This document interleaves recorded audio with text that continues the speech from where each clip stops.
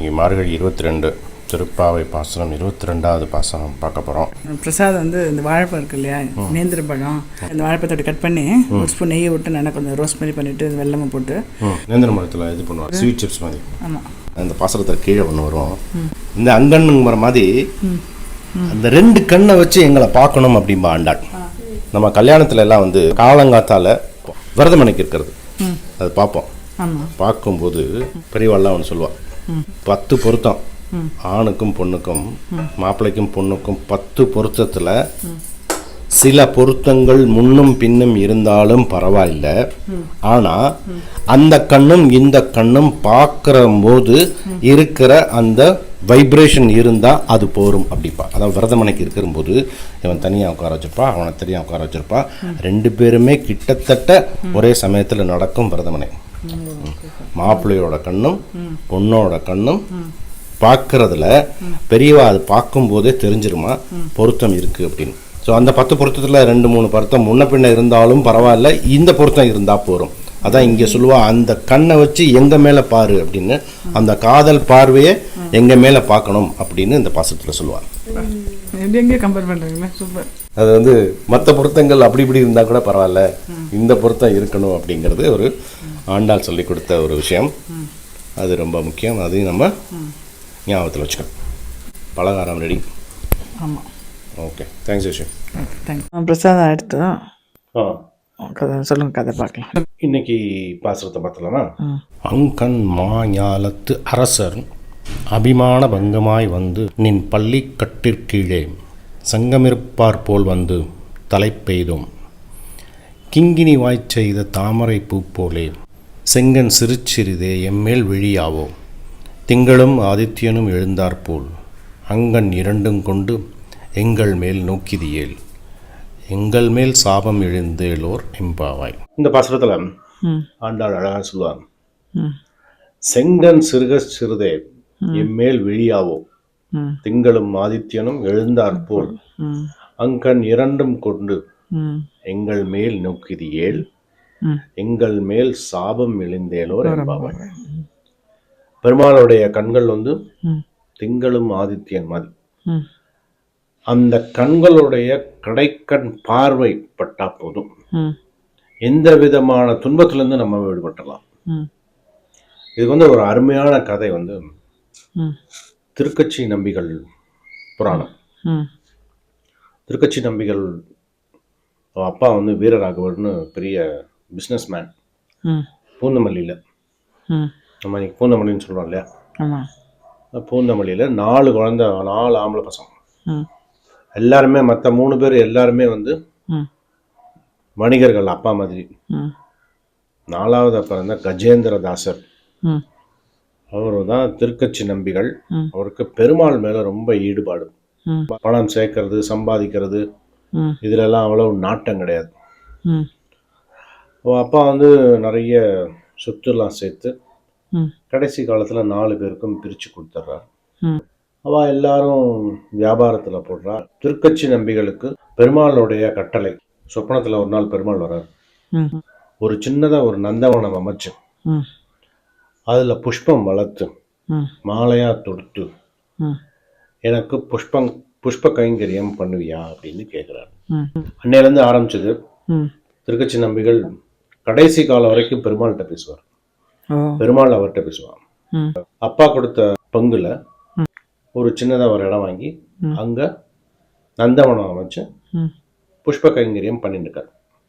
அங்க இருந்து பூந்தமல்லியில இருந்து மாலையா தொடுத்து காஞ்சிபுரம் நடந்தே போவார் தினம். அப்போ ஒரு நாள் பெருமாள்கிட்ட கேட்கிறான், நான் இங்கேயே இருந்து உனக்கு ஆள விட்ட கைங்கரியம் பண்ணலாம்னு நினைக்கிறேன், உன்னுடைய அபிப்பிராயம் என்ன அப்படின்னு பெருமாள்கிட்ட கேட்கிறார். பெருமாள் வந்து சந்தோஷமா பண்ணு, நானும் உன்னையவே பார்த்துட்டு இருக்கிற மாதிரி எனக்கும் ஒரு வாய்ப்பு கிடைக்கும், இங்கேயே இருந்துறேன் அப்படின்னு சொல்றார். அதுக்கப்புறம் தான் திருக்கச்சி நம்பிகள்னு ஆறார் கஜேந்திரதாசர். கச்சினா காஞ்சிபுரம்னு அர்த்தம். திருக்கச்சி, கச்சினா திரு காஞ்சி, திருக்கச்சி நம்பிகள் ஆகிறார். பெருமாளே வந்து அங்கேயே இருந்துட்டார். அங்கே இருந்து ஆளவட்ட கைங்கரியம். ஆளவட்ட கைங்கரியம்ங்கிறது ஒரு விசிறி மாதிரி இருக்கும், துணியில வச்சிருப்பா, இல்லைன்னா அந்த பனை ஓலை இருக்கும்ல, பனை ஓலையில பெருமாளுக்கு வந்து விசிறுற கைங்கரியம். ம் பெருமாள் வந்து இவர்கிட்ட பேசுவார், இவர் வந்து பெருமாள்கிட்ட பேசுவார் அப்படிங்கிறது காஞ்சிபுரத்துல எல்லாருக்கும் தெரியும். ம் அதனாலதான் அவருக்கு அந்த பேரே வந்தது. ம் நிறைய சமயத்துல ம் அவரும் பெருமாளும் மட்டுமே இருப்பான். ம் 2 பேரும் பேசிட்டு இருப்பான். இது இப்படி நடந்துட்டு இருக்கு. ம் ஒரு நாள் ஆலவட்ட கைங்கரியம் பண்ணிட்டு ம் ஆத்துக்கு வந்து தலையை பண்ணிட்டு இருக்கும்போது சனி பகவான் வர்றார். திருக்கச்சி நம்பிகளை பார்த்து பேசுறார். ம் உங்களை வந்து ம் 7.5 வருஷம் ம் நான் வந்து பிடிக்கணும். ம் நான் 7.5 நாட்டு சனியுமே. ம் 7.5 நாட்டு சனி அது வந்து உங்களுக்கு பிடிக்கிற காலம் வந்துருத்து. ம் நான் உங்களை பிடிக்கணும், ம் உங்களுடைய அனுமதி வேணும் அப்படின்னு கேட்குறாரு. ம் யாரு? சனி பகவான் சரி திருக்கச்சி நம்பிகள்கிட்ட. திருக்கச்சி நம்பிகள் சொன்ன உடனே சொன்ன வார்த்தை, ம் ஆலவட்ட கைங்கரியம் என்ன ஆகுது, ம் நீ பிடிச்சிக்கோ, ஒன்றும் பிரச்சனை கிடையாது. ம் 7.5 வருஷம் இல்லை, ம் எத்தனை வருஷம் வேணா பிடிச்சிக்கோ. ம் நான் பண்ற கைங்கரியம் என்ன பண்றது? ம் பெருமாள்கிட்ட யார் பேசுறது? பெருமாள் என்கிட்ட பேசுவார். பெருமாள் வந்து என்னையே பார்க்கணும்னு சொல்லி பூந்தமணிலேருந்து இங்கே வர வச்சிருக்காரு. ம் சரி 7.5 வருஷம் வேண்டாம், 7.5 மாசம் அது பிடிக்கிறேன். 7.5 மாசங்கிறது ரொம்ப ஜாஸ்தி. ம் அவ்வளவு நாள் நான் பெருமாளை விட்டு இருக்க முடியாது, பெருமாள் என்னை விட்டு இருக்க முடியாது. அந்த கைங்கரியத்தை நான் பண்ணாம வேற யாரு பண்ணாலும் ஏத்துக்க மாட்டார் பெருமாள். ம் 7.5 மாசமும் ஜாஸ்தி.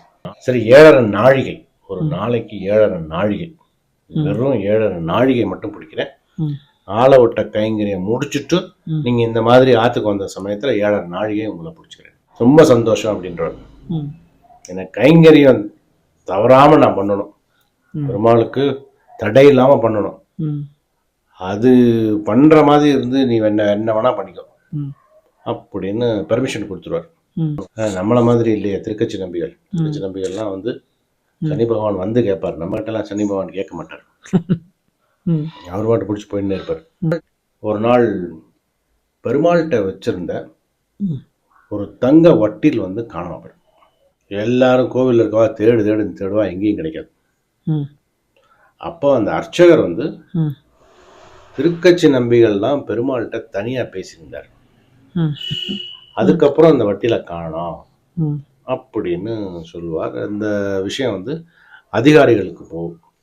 ம் திருக்கச்சி நம்பிகள் அப்படிங்கிறது வந்து பெருமாள்கிட்ட பேசுறவர், பெருமாள் அவர்கிட்ட பேசுவான்னு எல்லாருக்கும் தெரியும், அதிகாரிகளுக்கும் தெரியும், ம் அர்ச்சகருக்கும் தெரியும்.